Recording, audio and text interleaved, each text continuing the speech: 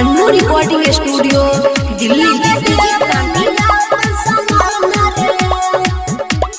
Mix by Amarraj Singh. हेगे आई बगल होली रंगावा में अपन चोली सुन छोरी दिल भेल छे दीवाना हमरा करा में कुमाना सुन छोरी छोरा बतिया के हमरा ले मन रे, छोरा बतिया के हमरा ले मन रे, छोरा बतिया के हमरा ले मन रे,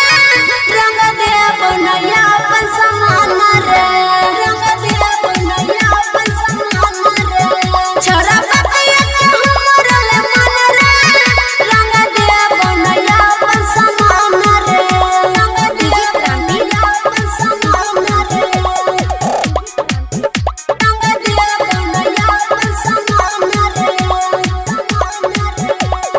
रंगे दे छौरी तू अपन गोरे गाल गे नहीं दे भी रंगे त करबौ बाबा लगे हलिया में छौरा नहीं करे हुरदार रे, छिए कुमार नहीं करे हुरदार रे, छिए कुमार नहीं करे हुरदार। छौरा करबने जवानी अपन दान रे,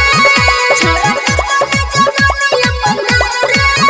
छौरा करबने जवानी अपन दान रे, रंग दे बनैया अपन समान रे, रंग दे बनैया अपन समान रे, छौरा करबने जवानी अपन दान रे, रंग दे बनैया अपन समान रे,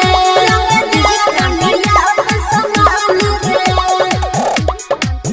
रंग दे बनैया अपन समान रे। लेके घूमै छही छौरा पिचकारी, रंग जदी डलभी त देबे लगबो गारी। कृष्ण मुड बनने छिके पी के हेगे तारी रंग लेके आला छिया तोरा के दुआरी रंग लेके आला छिया तोरा के दुआरी संतोष छही